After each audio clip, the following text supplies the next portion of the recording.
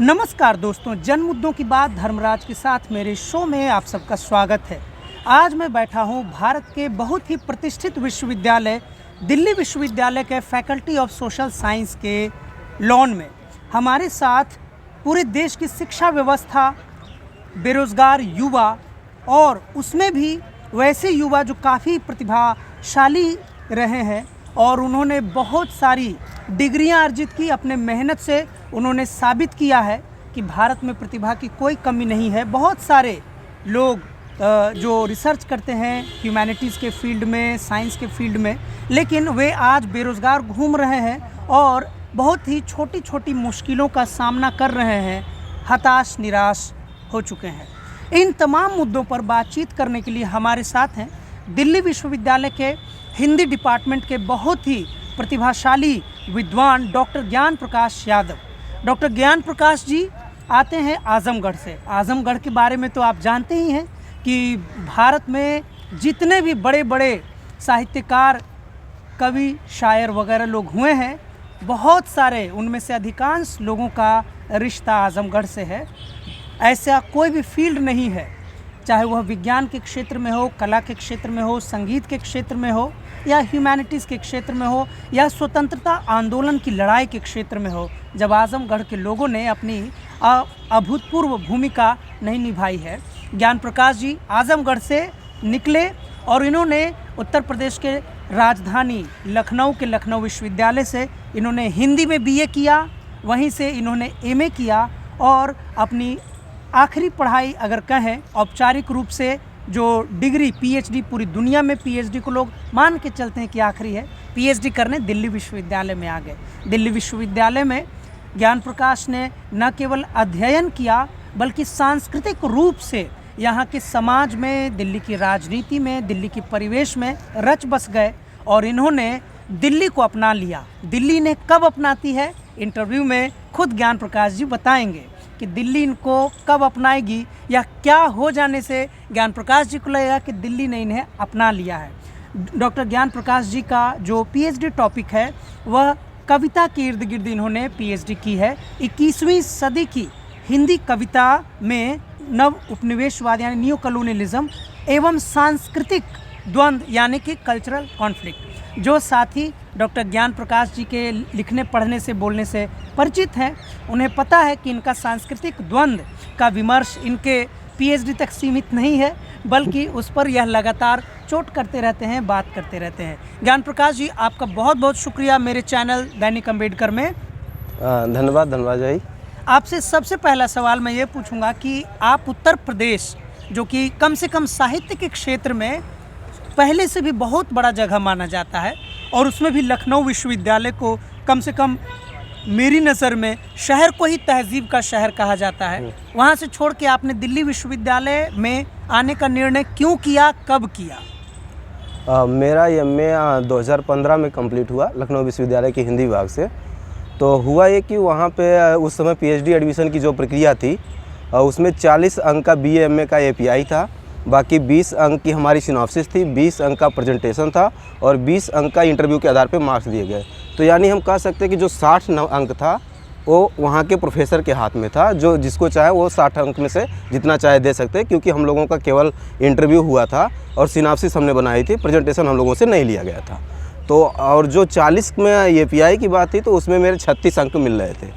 तो वहाँ पे मैं ये सोच के चल रहा था उस समय कि मेरा यहाँ एडमिशन हो जाएगा, क्योंकि उस समय मैं अपने बैच का इकलौता जेआरएफ था, यूआर में भी ओबीसी में भी, तो इसलिए 25 सीटें थी। तो मैं ये सोच रहा था कि उसमें मेरा एडमिशन हो जाएगा। फाइनली वहाँ एडमिशन नहीं हुआ। उसके बाद मैंने बीएचयू का फॉर्म भरा। वहाँ पूरी तरह से पॉलिसी पता है कि साल भर से जो जी हुजूरी चापलूसी करते हैं, प्रोफेसरों के आगे पीछे घूमते हैं, उनके लिए सब्जी लाते हैं, उनका एडमिशन होता है। तो ये जो फिर वहाँ नहीं हुआ। वहाँ पे जनवरी 16 या फरवरी 16 के बीच हम इंटरव्यू दिया। उस समय हेड अशोक सिंह थे, वहाँ नहीं हुआ। उसके बाद मैंने ये यहाँ का फार्म भरा और ये सोच के भरा कि यहाँ नहीं होगा, फिर अब पीएचडी नहीं करनी है। तो यहाँ की खासियत ऐसी कि उस समय जो प्रक्रिया थी 16 में एडमिशन की, 100 नंबर का रिटन था, जिसमें हम लोग 86 के करीब स्कोर किए थे। उस समय हमारे बैच में ओबीसी कट ऑफ 82 गई थी और यूआर कट ऑफ 81 गई थी। और यूआर में एक 81 बच्चे को बहुत इंटरव्यू में 25 नंबर का इंटरव्यू था, जिसमें उसको 22 या 23 के आसपास मतलब 20+ देके उसको लिस्ट में शामिल किया गया और ओबीसी की कट ऑफ उसमें आप देखेंगे 82 थी, कि उससे नीचे किसी बच्चे को लिया नहीं गया, और उसके भी 4 अंक ऊपर वाले ही सारे उस चयन में हुए थे जो हम लोगों के साथ आए थे। अगर रिटर्न नहीं होता तो मैं यहाँ नहीं आता। तो ये मतलब ये है कि मैं जहाँ से पढ़ाई किया वहाँ के प्रोफेसरों ने ही मुझे 5 साल पढ़ाने के बाद अच्छे से पहले तारीफ़ किए, सिस्टम उनके हाथ में था, बाद में उन्होंने निकाला। फिर उसके बाद मैं ये जब जिस दिन वहाँ का रिज़ल्ट आया था, मैं विभाग में गया था, और उस दिन जब सवाल किया कि मेरा आप लोगों ने क्यों नहीं किया, तो उन लोगों ने कोई ख़ास जवाब नहीं दे पाया। तो फिर मैं यही सोचा कमरे पे जाके कि काश वो दिन आया कि जब मैं इस विभाग में पीएचडी के लिए दोबारा इंटरव्यू देने ना हूँ, क्योंकि 5 साल पढ़ा हूँ और मेरी दावेदारी पहली बनती है। तो इसलिए तो वो दिन आ गया कि मैं वहाँ पे क्या नाम है इंटरव्यू। आप इकलौते जेआरएफ होल्डर? हाँ, इकलौते जेआरएफ था। तो उसके बाद फिर यहाँ दिल्ली में एडमिशन हो गया, और दिल्ली में अब पीएचडी अवार्ड भी हो चुकी है और डिग्री भी मिल चुकी है। कब आपकी पीएचडी अवार्ड हुई? 2023 में अवार्ड हुई। 2023 में आपकी पीएचडी अवार्ड हो गई, वाह।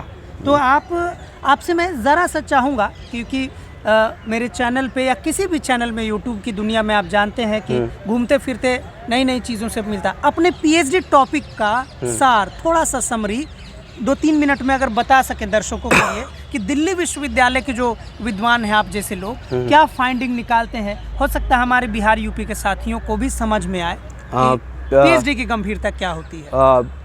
पीएचडी की गंभीरता ये विभाग के संदर्भ में या फिर नहीं, आपकी टॉपिक के संदर्भ में, कि टॉपिक जीवन में कितना महत्वपूर्ण, क्या पीएचडी एक साधारण डिग्री है या आपके व्यक्तित्व के निर्माण में उसकी कोई भूमिका है?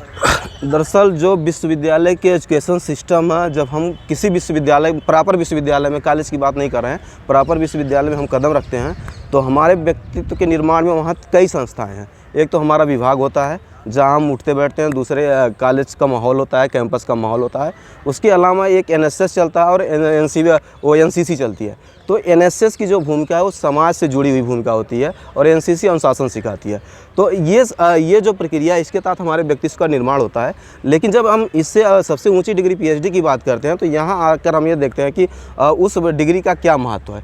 तो हम तमाम किताबें पढ़ते हैं अपने टॉपिक से संबंधित, उससे अलग किताबें पढ़ते हैं। अब नव उपनिवेशवाद पे काम करना है तो फॉरेन राइटरों को पढ़ना ही पड़ेगा, एडवर्ड सईद, क्या नाम है, एजाज अहमद, WC कार्टन। तो इस तरह के तमाम लोगों को पढ़ के तब फिर जो है आप बात करेंगे। और ये जो नव उपनिवेशवाद की बात मैंने अपनी थीसिस के संदर्भ में की है, तो ये जो घाना जब आज़ाद हो रहा था, क्वामे नक्रुमा वहाँ के प्रेसिडेंट थे, तो उन्होंने इस शब्द का पहली बार प्रयोग किया था 60 के दशक में।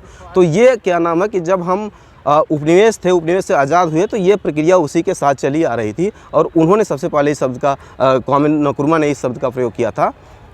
तो इसके बाद ये लंबी प्रक्रिया चली आई, और इसी के कुछ दिनों बाद तमाम लोगों ने इसे क्या नाम है उत्तर उपनिवेशवाद कहना शुरू किया, और उसकी एक लंबी प्रक्रिया। लेकिन अब हम ये देखेंगे कि ये जो व्याख्यात्मक थ्योरी है या अवधारणा है, इसका समाज पर क्या असर पड़ता है, तमाम संस्कृतियों पर क्या असर पड़ता है, और उनका साहित्य में किस तरह का रूप आया, किस तरह का संघर्ष आया है। तो ये जो भूमंडलीकरण आया, उसके बाद तमाम चीज़ें, इन सब का एक जुड़ाव है आपस में। तो इनका जो मर्म है कि साहित्य में तमाम तरह की अस्मिताओं का उभार हुआ, और ये अस्मिताओं का उभार एक साथ ये हुआ कि आज़ाद भारत के 3 साल बाद, मतलब 3 दशक बाद, कि 80 के आसपास क्या नाम आइडेंटिटी पॉलिटिक्स का भी उदय हुआ, वो जनता पार्टी के माध्यम से। तो वहाँ से हम देखते हैं कि ये चला आ रहा है, तब से ये क्या नाम पॉलिटिक्स के साथ साथ साहित्य में भी अस्मिताओं का क्या नाम है उभार हुआ। तो आप कह रहे हैं कि अस्मिता के उभार के विमर्शों को समझने में आपने जो पीएचडी की, उसने आपको बड़ी मदद की, बहुत सहायता किया। आपने पीएचडी के बाद जो एक नई दृष्टि विकसित होती है, उस नई दृष्टि के साथ आप दुनिया को देखना शुरू करते हैं। यह तो हो गई अकादमिक जगत की बात। आप बताइए, आपने पीएचडी कर ली, आप डॉक्टर ज्ञान प्रकाश यादव हो गए, नौकरी आपको मिली? नहीं। आप असिस्टेंट प्रोफेसर की नौकरी ढूंढ रहे हैं? हाँ। फॉर्म भर रहे हैं? तो आप तो दिल्ली विश्वविद्यालय में अभी करीब 5000 बहाली हुई, आप कैसे छूट गए? अब ये मज़ेदार सवाल आपने किया है। आप इस बहाने पूरे विश्वविद्यालय की संरचना प्रक्रिया पे बात करने का मौका दिए हैं, इसके लिए धन्यवाद आपका। जो भारत में विश्वविद्यालय के निर्माण की भूमिका है वो 1857 से शुरू होती है। मद्रास वगैरह, बम्बई प्रेसिडेंसी वगैरह, उस समय 3 मुंबई विश्वविद्यालय, ये सारे विश्वविद्यालय थे। अगर वहाँ से हम भारतीय विश्वविद्यालयों का इतिहास खंगालें तो 166 बरस आज हो चुके हैं पूरे। दूसरी बात, मैं दिल्ली विश्वविद्यालय से पीएचडी किया हूँ। दिल्ली विश्वविद्यालय का 100वां दीक्षांत समारोह अभी मनाया गया, जिसमें मुझे डिग्री मिली। तो मतलब हम ये कह सकते हैं कि दिल्ली विश्वविद्यालय से अपने 100 साल के इतिहास में आज यह प्रक्रिया नहीं विकसित कर पाया कि अभी पीएचडी एडमिशन में यहाँ के बच्चे बवाल कर रहे हैं हिंदी विभाग के, कि उनका एडमिशन पारदर्शी प्रक्रिया से नहीं हुआ। हिंदी विभाग के ही प्रोफेसर अपूर्वानंद 17 फरवरी 2023 को एक आर्टिकल लिखते हैं और उसमें वो पूर्व विभागाध्यक्ष पे सवाल उठाते हैं, और वो सवाल उठाते हुए आर्टिकल लिखते हैं कि एडमिशन की प्रक्रिया क्या है, इसमें पारदर्शिता क्या है, विद्यार्थियों के नाम के साथ प्राप्तांक क्यों नहीं आया या परिणाम के उनके अंक क्यों नहीं दिए गए। तो यही सवाल सेम वहाँ भी लागू होता है असिस्टेंट प्रोफेसर के चयन में। किसी भी कॉलेज का असिस्टेंट प्रोफेसर का रिजल्ट आता है या विभाग का रिजल्ट आता है, केवल एक नाम दे दिया जाता है और उसके कोई कारण नहीं बताया जाता कि बाकी लोगों का चयन क्यों नहीं हुआ, कितने लोग उसमें पार्टिसिपेट किए, उनको कितने अंक विभाग ने दिया, इसकी कोई जानकारी किसी को नहीं होती है, बस दे दिया जाता है। तो इस तरह अब उसके पीछे कारण ये है कि देश में इस समय आरएसएस का उफान है या चरम दौर हम कह सकते हैं, और भाजपा की राजनीति है, और इससे पहले भी जिन सत्ता दलों की राजनीति रही है उनका यूनिवर्सिटियों में दखल रहा है, पर इस रूप में नहीं रहा है कि आज जो संघ में नहीं जाएगा उसका नहीं किया जाएगा। आज तो ये सीधा सीधा दिल्ली विश्वविद्यालय का सिस्टम है कि अगर आप आरएसएस के यहाँ नहीं जाएंगे या उनके शिक्षक संगठन में नहीं शामिल होंगे या झंडे वाला का दौरा नहीं करेंगे या उनको पार्टी फंड नहीं देंगे तो आपका चयन यहाँ नहीं होगा। और अगर आप किसान परिवार से आते हैं, मजदूर परिवार से आते हैं, किसी प्रोफेसर के बेटा बेटी नहीं है या किसी नेता के रिश्तेदार नहीं हैं, तो आप भूल जाइए दिल्ली विश्वविद्यालय में सम्मानित वेतन की 1,20,000 रुपये मासिक सैलरी की नौकरी जो है आपको नहीं मिलेगी असिस्टेंट के पद। अब दिल्ली विश्वविद्यालय के हिंदी विभाग के ही संदर्भ में बात कर ली जाए तो हिंदी विभाग में करीब 5-7 प्रोफेसर ऐसे हैं जो तमाम साहित्यकारों के, तमाम बड़े प्रोफेसरों के रिश्तेदार हैं, उनके बहू हैं, उनके दामाद हैं, उनकी भतीजी हैं, किसी की पत्नी है। तो ये सिस्टम है। और उसके बाद मज़ेदार बात यह है कि ये प्रोफेसर हमको क्लास में मानवतावादी या हिंदी साहित्य मानवतावाद सिखाता है, ये सारे लोग जानते हैं। ये हमारी यो बात करता है, मानवतावादी होने की बात करते हैं, लेकिन जब इनको चयन करने की बारी आती है तो ये सिस्टम प्रक्रिया पे एक बार सवाल नहीं करते, एक बार आर्टिकल नहीं लिखते। पूरे देश में इस समय यूनिवर्सिटियों में चयन प्रक्रिया मेरे हिसाब से इस तरह होनी चाहिए। जो असिस्टेंट प्रोफेसर का चयन है, 85 नंबर के अंक की लिखित परीक्षा लीजिए, 15 नंबर का इंटरव्यू आपके हाथ में, उसमें आप खेला करिए। आप 100% इंटरव्यू के आधार पे किसी का चयन सिर्फ 2 मिनट में कर सकते हैं और किसी का चयन 2 मिनट में उसकी आप डिग्री नाप लिया। मतलब जो आदमी 30 साल घर द्वार छोड़ के पढ़ा है, आपके कैंपस में 30 साल बिताया, उसको आप 3 मिनट में जान लेंगे कि उसकी प्रतिभा क्या है। आप बहुत बड़ा आरोप लगा रहे हैं दिल्ली विश्वविद्यालय में। आप कह रहे हैं कि 3 मिनट। हाँ। दिल्ली विश्वविद्यालय भारत के सर्वप्रतिष्ठित विश्वविद्यालयों में से एक है, केंद्रीय विश्वविद्यालय है। दिल्ली विश्वविद्यालय उन चंद विश्वविद्यालयों में से हैं जहां पे शिक्षा मंत्रालय से लगभग सबसे अधिक पैसा आता है। आप कह रहे हैं कि 30 साल तक कोई पढ़ा हुआ रिसर्च स्कॉलर से आप नौकरी का इंटरव्यू सिर्फ 3 मिनट का लिया जाता है। ये तो हम देख चुके हैं, यहाँ पे तमाम इंटरव्यू दे चुके हैं। कॉलेज में इंटरव्यू देने गए? हाँ, कहीं भी मैक्सिमम वक्त आपको कितना दिया गया कॉलेज में इंटरव्यू में? कॉलेज में 2 से लेके 5 या 7 मिनट, 8 मिनट, बस यही चलता। 2 मिनट भी? हाँ, 2 मिनट भी कहीं दिया गया है, और 2 से लेके वही 8-10 मैक्सिमम 10 तक, मतलब 8 से 10 मैक्सिमम, तो यही चलता है सीन यहाँ पे। तो आप बहुत ही दिलचस्प बात बता रहे हैं। हालांकि बहुत सारे कैंडिडेट्स ने जो दिल्ली विश्वविद्यालय में नौकरी के लिए इंटरव्यू दे रहे हैं, अभी आप अगर देखेंगे अखबारों में तो बल्कि ये तो कैंडिडेट्स हैं इंटरव्यू देने जा रहे हैं। समरवीर जो हिंदू कॉलेज के छात्र थे, जवाहरलाल नेहरू विश्वविद्यालय के प्रतिभाशाली छात्र थे, उस प्रतिभाशाली छात्र को यकीन नहीं था कि हिंदू कॉलेज में जब बहाली होगी तो वैसे एडहॉक पे पढ़ाते हुए उन्हें रख लिया जाएगा। और बहाली हुई और उन्हें नहीं नौकरी दी गई, बल्कि किसी उनसे कम डिग्री, कम शिक्षा वाले को, शिक्षा नहीं मतलब कम डिग्री जो उनसे जूनियर थे उनकी नौकरी हो गई। ऐसी खबरें चली थी और समरवीर दुखी होकर उन्होंने आत्महत्या तक कर ली। हाल में ही बड़ा चर्चित नाम दिल्ली विश्वविद्यालय का डॉक्टर लक्ष्मण यादव के साथ भी यही हुआ। 14 साल से एडहॉक पढ़ा रहे थे और उनका भी यही, उन्होंने प्रेस क्लब ऑफ इंडिया के प्रेस कॉन्फ्रेंस में कहा कि सिर्फ 14 साल के कैंडिडेट को 14 मिनट भी नसीब नहीं है जो 14 साल दिल्ली विश्वविद्यालय में पढ़ा रहा है। आप खुलकर जिस प्रकार से प्रश्न करते हैं, सोशल मीडिया पे लिखते हैं, तो और बहुत सारे लोग चर्चा करते हैं कि ये आपका व्यक्तिगत फ्रस्ट्रेशन है, कुंठा है आपका। दरअसल जो जनता का जो ये इस तरह की बात करते हैं कि व्यक्तिगत फ्रस्ट्रेशन है या चिंता है, वो या तो डर गए हैं या तो उनको जी हुजूरी की या खुशामद की लत लग गई है। मैं इसको इस संदर्भ में देता हूँ। भाई 100 साल का विश्वविद्यालय का इतिहास है, आप बताइए ना कि आपकी प्रक्रिया पारदर्शी कब रही। यूजीसी जो है संस्था है, इन विश्वविद्यालयों के नियामक संस्था है, वो जुलाई 2021 में एक गाइडलाइन लागू करती है कि जुलाई 2021 से विश्वविद्यालयों में और कॉलेजों में उन्हीं का चयन होगा जो पीएचडी होल्डर है, जिनके पास डिग्री है पीएचडी की। उनका नहीं होगा जो केवल नेट है और पीएचडी में अभी कई इनरोल्ड हैं। तो सीधी सी बात है कि उस नियमावली को किसके दबाव में बदला गया, आखिर क्यों बदला गया? और उस नियमावली को जैसे ही बदला गया दिसंबर 21 में, फरवरी 22 से आपने इंटरव्यू शुरू कर दिए दिल्ली विश्वविद्यालय कॉलेजों में। फरवरी 22 से लेकर फरवरी 24 तक लगभग 5000 के आसपास अपॉइंटमेंट हो गए। तो लेकिन सवाल ये ज़रूर उठेगा कि भाई जब आपने एक मानक तय किया था कि जो पीएचडी होल्डर है सबसे पहले हम क्या नाम है कि उनको हम लाएंगे, तो आखिर किसके दबाव में आप लाएं? कि भाई ज़रूर आपके कोई शिष्य रहे होंगे ना, आपके ज़रूर उस लाबी के चेले रहे होंगे जिनको नहीं हमको लाना ही लाना है उनको। तो ये बात हमको मतलब बड़ी बारीक शब्दावली में जानना चाहिए कि मतलब अगर सीधी सी बात है कि आरोप क्या ये हकीकत है कि अगर आपको विश्वविद्यालय में नौकरी करनी है तो जी हुजूरी करनी पड़ेगी। इसका जिक्र कट्टीमणि ने अपनी जंगली कुलपत की कथा में किया है। इससे पहले भी इसका जिक्र पंकज कुमार की वो रंजिशी सही किताब में आया है। और इसके अलावा जमाने की हमें निर्मला जैन ने इसका जिक्र किया है। तो इस पे समय समय पे लोगों ने लिखा है और वो लोग तो इस पे खुलकर लिखे। रामविलास शर्मा का स्मृत अंक एक आया था 2012 के आसपास, उसमें मैंने पढ़ा था कि रामविलास शर्मा के एक स्टूडेंट केंद्रीय हिंदी संस्थान आगरा में इंटरव्यू देने गए थे।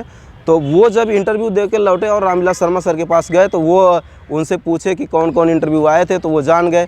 तो फिर वो हंसे और उनसे सीधा कहा कि तुम यहाँ इंटरव्यू देने का क्यों गए थे, तुमसे कम योग्यता के लोग यहाँ बैठे हैं। तो सेम आज वही सिस्टम है। जब इंटरव्यू दे के निकलता हूँ तो देखता हूँ कि दिल्ली विश्वविद्यालय के तमाम प्रोफेसर ऐसे हैं जो पहले वामपंथी थे और कांग्रेस की सरकारों में नौकरी लिए, 2018-19 में भाजपा का झंडा उठाए, आरएसएस के झंडे वालाने के चक्कर काटे, आज वो वाइस चांसलर के इर्द गिर्द होकर इंटरव्यू में जाते हैं। कन्वोकेशन में vice chancellor professor Yogesh Singh ने एक अच्छी बात कही कि दिल्ली विश्वविद्यालय अपने विद्यार्थियों को साहसी होना सिखाता है, तो उसी साहस के साथ हम अपनी बात रखते हैं। अच्छा, आप कह रहे हैं कि जो लोग कह रहे हैं कि आप व्यक्तिगत कुंठा से पीड़ित हैं, आप कह रहे हैं कि आप साहसी तरीके से अपनी बात रख रहे हैं। एक पढ़ा लिखा व्यक्ति जब अपनी बात कहने में डरेगा, कतराएगा, तो बाकी कौन लोग अपनी बात जनता के सामने कहेगा। आपने अपने पहले सवाल में एक जिक्र किया था हिंदी विभाग के ही हवाले से, वैसे ही अब पूरे आप जो भी कह रहे हैं वो लगभग सभी विभागों के लिए दिखता है। आप हिंदी के बारे में अधिकार के साथ आप कह सकते हैं। आपने इनडायरेक्टली या डायरेक्टली कहा कि अकादमिक परिवारवाद की आपने चर्चा की कि हिंदी विभाग में जो बड़े बड़े लोग प्रोफेसर हैं वे पहले बड़े बड़े लोगों के रिश्तेदार हैं। तो मेरा उसमें सवाल है कि अब जाहिर सी बात है कोई हजारी प्रसाद द्विवेदी के घर से अगर कोई द्विवेदी जी के घर के लोग होंगे तो उस प्रतिभा के लायक होंगे भी कि दिल्ली विश्वविद्यालय में प्रोफेसर हो सकें। तो क्या उन पर परिवारवाद का आरोप सही है? अब ये मज़ेदार सवाल आपने कर दिया कि साहित्यिक परिवारवाद और राजनैतिक परिवारवाद। इस पे मुझे सचिन पायलट का एक कथन याद आता है जिसमें उसने अपने पिता के हवाले से मतलब उनके ऊपर भी आरोप लगे थे। राजेश पायलट के बेटे हैं और युवाओं में ठीक ठाक लोकप्रिय नेता हैं। उन्होंने सीधे सीधे इस सवाल का उत्तर इस तरह दिया था कि परिवारवाद आपको एक स्टेप पे फ़ायदा दे सकता है, उसके आगे वो आपकी मदद नहीं कर सकता। लेकिन मैं कहता हूँ ये नौकरी है, वो राजनीति है, दोनों में अंतर है। वहाँ एक स्टेप पे फायदा ले लिया, अगले स्टेप पे जनता आपको नकार देगी, आप चुनाव हार जाएंगे। हाँ। पर यहाँ क्या यही है कि जनता वोट करेगी। हाँ, यहाँ एक स्टेप में आपने नौकरी हासिल कर ली, रिटायर हो रहे हैं 40 साल में, क्या दिक्कत है आपको? यहाँ तो एक ही स्टेप में आपको नौकरी मिलनी है, यहाँ तो कोई और लेयर है नहीं। और दूसरी बात कि अगर क्या नाम है इस देश हजारी प्रसाद द्विवेदी के कोई भतीजी हैं या और उनके बेटे दामाद तमाम लोग ये नौकरी कर रहे हैं जो साहित्यकार के, जाहिर सी बात है कि उस परिवार में रहेंगे तो वो क्या नाम है प्रतिभाशाली रहेंगे या उन पे थोड़ा बहुत असर आएगा। लेकिन मैं कहता हूं कि जो किसान परिवार से निकल के बच्चे आए हैं, क्या उनमें प्रतिभा की कमी है? भाई वो क्यों नहीं हो रहे हैं, उनका चयन क्यों नहीं हो रहा है? दिल्ली विश्वविद्यालय के हिंदी विभाग में ओबीसी विभागाध्यक्ष आज तक क्यों नहीं बना? ये सवाल नहीं उठेगा। और दूसरी बात, मज़ेदार बात यह है कि जो अब इसको इस एंगल से भी देखिए कि दिल्ली विश्वविद्यालय में हिंदी विभाग में ढेर सारे मतलब कॉलेजों में चयन हुए हैं। ऊपर के 8 लोग चयन करता हैं जो एक्सपर्ट बन के जा रहे हैं, 8 ब्राह्मण हैं। वो किसका चयन करेंगे?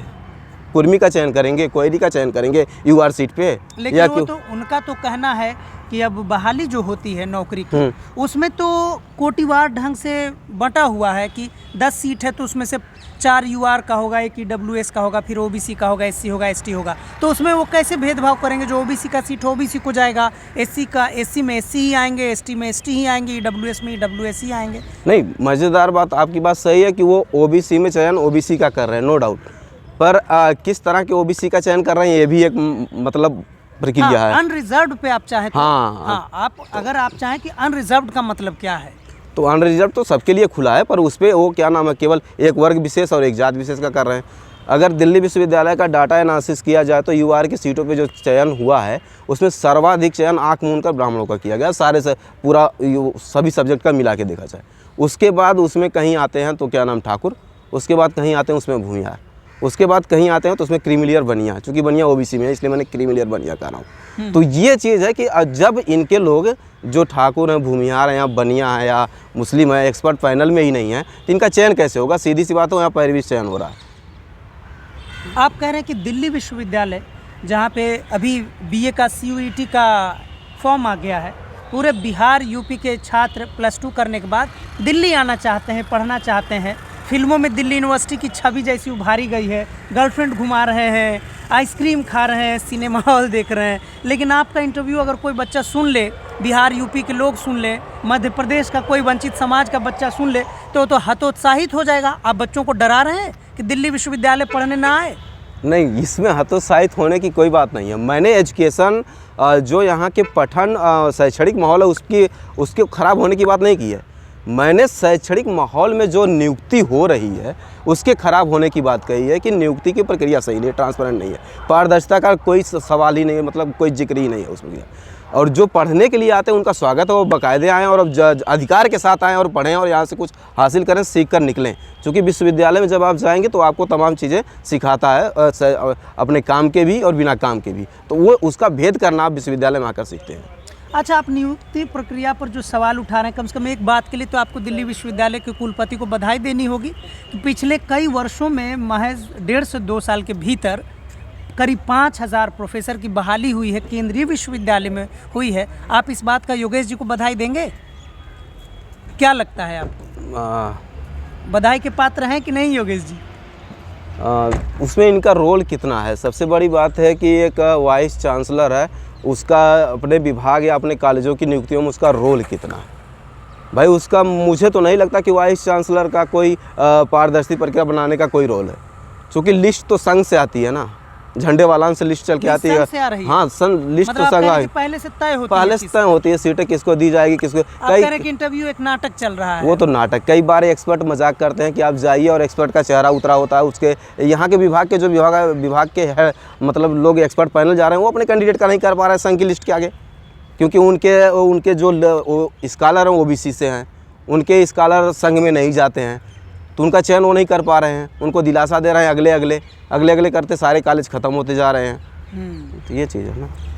दिल्ली विश्वविद्यालय में जो नियुक्ति प्रक्रिया चल रही है उस पर बहुत ही बेबाकी से डॉक्टर ज्ञान प्रकाश अपनी बात रखते हैं।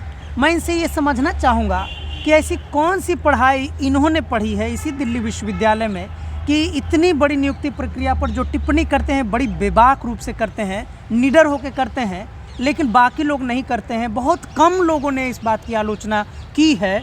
आपको डर नहीं लगता है कि आपको दिल्ली विश्वविद्यालय में कभी घुसने नहीं दिया जाएगा? आपसे इंटरव्यू लेने आने के पहले मैंने एक व्यक्ति से चर्चा की कि डॉक्टर ज्ञान प्रकाश का इंटरव्यू मुझे करना है, क्योंकि बड़ी बेबाकी से वे एक नियुक्ति प्रक्रिया में पारदर्शिता के मुद्दे पर लगातार अपनी बात रख रहे हैं। तो मेरे दोस्तों ने भी कहा कि अरे ज्ञान प्रकाश को लगता है दिल्ली विश्वविद्यालय में नौकरी नहीं चाहिए। देखिए, ये किसी का अधिकार नहीं कि किसको नौकरी कहाँ मिलेगी कहाँ नहीं मिलेगी।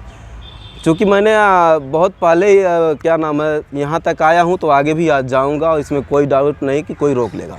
सीधी सी बात है कि अब वो ज़माना नहीं है उदय प्रकाश वाला कि कोई एक ठेकेदार प्रोफेसर चाहेगा कि देश के किसी विश्वविद्यालय में उसको घुसने नहीं देगा। भाई विश्वविद्यालय आपके बाप की संस्थाएं नहीं है। उदय प्रकाश तो उन्होंने तो उस प्रोफेशन को ही लात मार दिया। हाँ, तो इतने बड़े रचनाकार हो गए। तो वही ना, तो जो विश्वविद्यालय अपनी प्रतिभाओं का दमन करेगा वो प्रतिभाएं जरूर से पब्लिक प्लेटफॉर्म पे जाएंगी। अगर आप क्या नाम है बेहतर शिक्षक नहीं चाहते विश्वविद्यालयों को, बेहतर नहीं विश्वविद्यालय को नहीं चाहते कि बेहतर शिक्षक मिले, तो पब्लिक में जाएंगे। आप उन्हें मजबूर कर रहे हैं पब्लिक में जाने के लिए, तो वहाँ जाएंगे। सीधी सी बात है कि चयन कहीं ना कहीं होगा। और यहाँ क्या नाम है दिल्ली विश्वविद्यालय, डरने की बात है तो हमने 30 साल पढ़ाई डरने के लिए नहीं की। मेरे बाप ने जो पसीना बहा के हमें पढ़ाया है वो डरने के लिए नहीं किया है, या किसी प्रोफेसर के लिए सब्जी लाने के लिए नहीं किया है। सीधी सी बात है कि हमें हमारा जुड़ा और किताबों से है, लाइब्रेरी से है, घर क्या नाम रूम लेके मैं खुद खाना बना के खाता हूँ। तो संघर्ष किचन से लेके जो क्या नाम लाइब्रेरी तक चलता है, तो उस संघर्ष में ये बात आती है कि नहीं, किसी के आगे नहीं झुकना है, किसी के तलवे नहीं चाटना है। नौकरी मिले या ना मिले जीवन चल जाएगा। भाई 30 साल की भारतीय एजुकेशन सिस्टम अगर हमें ये मजबूर करे कि हम किसी के आगे तलवे चाटे या किसी की खुशामद करें और झूठे कहें कि सर आप बहुत अच्छा बोलते हैं, आपको विषय की जानकारी भी ना हो, हम कहें आप बहुत अच्छा बोलते हैं। अच्छा, आपके साथ ऐसा कभी हुआ है? नहीं, मेरे साथ तो मेरा शुरू से ही स्टैंड क्लियर रहा। कभी किसी ऐसे प्रोफेसर की तारीफ करनी पड़ी है जिनके आपको पता है कि उनमें उतनी प्रतिभा नहीं है, लेकिन आप किसी लालच में, डर से, खुश करने के उद्देश्य से ना करनी पड़ी हो? मैं आपको बता रहा हूँ कि मेरा एमए स्पेशल पेपर हिंदी आलोचना साहित्य था।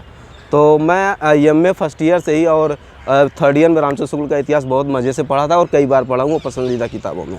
एमए में आने के बाद एक पसंदीदा किताब है जिसको बहुत सारे लोग बहुत पढ़ना कम पसंद करते हैं, बाणभट्ट की आत्मकथा, जिसमें सीधे सीधे हज़ारी प्रसाद द्विवेदी ने लिखा है कि वेद, मंत्र और गुरु से कभी नहीं डरना चाहिए। और मैं जब भी हज़ारी प्रसाद द्विवेदी का यह वाक्य पढ़ता हूँ तो ये सोचता हूँ कि वो वेद की बात क्यों की है, मंत्र की बात क्यों की है, गुरु की बात क्यों की है। तो जाहिर सी बात है कि हज़ारी प्रसाद द्विवेदी बनारस के काशी के ब्राह्मणों से शोषित है, और इन तीनों की भूमिका में जिस दौर में वो लिख रहे हैं, हाँ वो शोषित थे भाई। उस बाकायदे तमाम एकेडमिक सेमिनारों में हमने सुना है कि उनको काशी के ब्राह्मणों ने एक बार भगा दिया था। वहाँ गए थे बंगाल में, शांति निकेतन से शिवालिक के पे एक किताब भी उस पर लिखी गई है।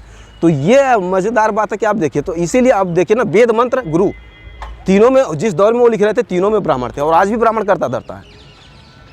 कितनी मार की बात है कि अगर एक ईमानदार विद्यार्थी हैं आप, तो आप इन तीनों से कभी नहीं डरेंगे, वेद, मंत्र और गुरु से कभी डरना ही नहीं है। बताइए, आप कह रहे हैं कि वेद, मंत्र और गुरु से नहीं डरना है। आपके सोशल मीडिया प्लेटफॉर्म को हम लोग लगातार देखते रहते हैं। आपका एक आरोप निरंतर बना हुआ है पूरी अकादमिक जगत पर, भारत के अकादमिक जगत पर, वह है ब्राह्मणवाद का आरोप। इसको जरा प्रकाश डालिए। ब्राह्मणवाद का आरोप ये है कि विश्वविद्यालय का क्या नाम है, ओबीसी आरक्षण तो बहुत बाद में आया, आप जानते हैं, और उससे पहले हायर एजुकेशन में दलित रिजर्वेशन लागू हो गया था। और अगर हम पॉलिटिक्स के नज़रिए से इस चीज़ को समझें तो मतलब SC ST कहेंगे है ना, हाँ, दोनों का हाँ SC ST, हाँ। तो अगर हम उस नज़रिए से समझेंगे कि जब ओबीसी जमात जो है क्या नाम विश्वविद्यालयों में कदम रखने लगा, तो उन्होंने एडहॉक सिस्टम पैदा कर दिया 2006 के आसपास। 7 में रिजर्वेशन लागू होता है, 6-7 से एडहॉक सिस्टम शुरू कर दिया। उनको डर किस बात का था कि भाई ओबीसी विश्वविद्यालय में परमानेंट टीचर बनेंगे तो अधिकार के साथ बोलने लगेंगे, हमारा पॉलिटिकल ख़त्म हो जाएगा। मुझे इसी वाक्य में, मैं जब अकादमिक जगत को देखता हूं तो मुझे शरद यादव की वो बात याद आती है जब महिला आरक्षण के संदर्भ में उन्होंने महिला आरक्षण विधेयक स्तंभ पहली बार बोली थी कि ये जो है ओबीसी सांसदों की संख्या कम करने के लिए अपर कास्ट द्वारा किया गया एक कुचक्र है, और अगर महिला आरक्षण होना चाहिए, महिला आरक्षण, तो उसमें कोटे के भीतर कोटा होना चाहिए और सभी समाज की महिलाओं को शामिल करना चाहिए। ये बहुत क्लियर कट मानसिकता होनी चाहिए, जो नहीं है। तो अब इनको बार बार, अब जैसे इस समय क्या नाम है कि ये जो कर रहे हैं, तमाम चक्र फैला रहे हैं विश्वविद्यालयों में, तो जाहिर सी बात है कि तमाम एक्सपर्ट, हम गए हैं तमाम कॉलेजों में, वहाँ जो एक्सपर्ट है ब्राह्मण बैठे हैं, 3 ब्राह्मण एक्सपर्ट जाते हैं विभाग से, किसका करेंगे भाई? यूआर की सीट पे किसका करेंगे? और ओबीसी सीट पे उनका करेंगे जो उनकी जी हुजूरी करते हैं, जो खुलकर बात रखते हैं, खुलकर बोलते हैं, या लाइब्रेरी से जिनका संबंध है, किताबों से जिनका संबंध है, पठन पाठन में जिनकी दिलचस्पी है, उनको वो क्यों करेंगे? उनको उनकी राजनीति का खतरा, उनके वर्चस्व का खतरा है, जिस पे वो नहीं करेंगे, मतलब अपने वर्चस्व को खुद अपने हाथों से गला थोड़ा घोटेंगे। आपको अगर एक नौकरी दे दी जाए तो आप चुप हो जाएंगे? ये तो आपने गजब की बात की। दरअसल देखिए, नौकरी, जिसको चुप होने की मानसिकता होती है वो पहले से तय करता है कि हमको चुप रह के नौकरी लेनी है, बोल के नौकरी करते। जैसे जाहिर सी बात है कि अभी हम लोग PhD कर चुके हैं, तो जाहिर सी बात है कि हम अगर किसी क्लास में पढ़ाने जाएंगे तो एक जो 20 साल पढ़ा चुका है प्रोफेसर, उस तरह तो नहीं पढ़ा पाएंगे कि भाई बिना किताब देखे या बिना तैयारी किए जाएं और कक्षा में लेक्चर झाड़ के चले आएँ। तो जाहिर सी बात है कि अगर अभी नौकरी मिलेगी तो उतना समय सोशल मीडिया को नहीं दे मिलेगा कि जितना दे मिलता है तैयारी करके बच्चों को जाके पढ़ाना होगा। लेकिन उसके साथ साथ जो भी समय मिलेगा वो तमाम तरह की साहित्यिक, अकादमिक और राजनीतिक गतिविधियों में जाहिर सी बात है रहेगा।